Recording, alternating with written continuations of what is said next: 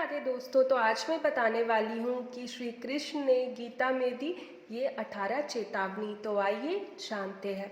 तो पहला नंबर, जवानी में जिसने ज़्यादा पाप किए हैं उसे बुढ़ापे में नींद नहीं आती है, उसे पश्चाताप की अग्नि जलाती रहती है। दूसरा, भगवान ने जिसे धन संपत्ति दी है उसे गाय रखकर सेवा ज़रूर करनी चाहिए। इससे भगवान प्रसन्न होते हैं और हमारे द्वारा जाने अनजाने में किए गए पाप कटते हैं। तीसरा, जुआ, मदिरा पान, परस्त्री गमन, हिंसा, असत्य, मद, अशक्ति और निर्दयता, इन सब में कलयुग का वास है, इसीलिए इनका एक और नाम है घोर पाप। चौथा नंबर, अधिकारी शिष्य यानी जो ज्ञान प्राप्त करने के लिए परिश्रम करते हैं उन्हें सद्गुरु अवश्य मिलता है।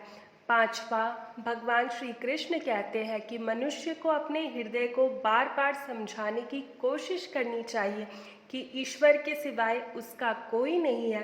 साथ ही यह विचार करना चाहिए कि इसका कोई भी नहीं है, इस ब्रह्मांड में जो उसका साथ देगा वो सिर्फ परमात्मा है।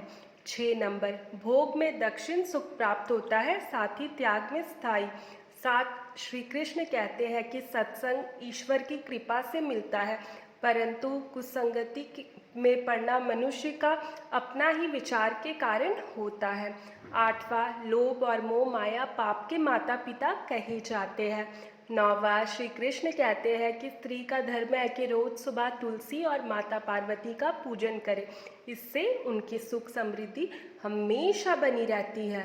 नंबर, मनुष्य को हमेशा अपने मन और बुद्धि पर विश्वास नहीं करना चाहिए, क्योंकि ये बार बार मनुष्य को दगा देते। खुद को निर्दोष मानना बड़ा गुनाह साबित होता है। 11, पति पत्नी पवित्र रिश्ता बनाकर रखने से भगवान पुत्र के रूप में उनके घर आने की इच्छा रखते हैं।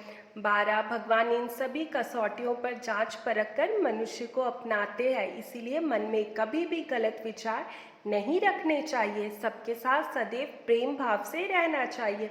13 नंबर, सुख एवं दुख मनुष्य के भीतर ही निवास करते हैं, परंतु मनुष्य उस घर में, स्त्री में, पुत्र में और संपत्ति में बाहरी सुख प्राप्ति के लिए ढूंढ रहा है। 14, भगवान श्री कृष्ण कहते हैं कि उपासना केवल शरीर से ही नहीं मन से भी करनी चाहिए। ईश्वर का वंदन उन्हें प्रेम बंधन में बांधता है। 15, मनुष्य की वासना ही उसके पूर्व जन्म का कारण होता है। 16, मनुष्य इंद्रियों के अधीन है, इसीलिए उनके जीवन में विकार और परेशानियां आती है।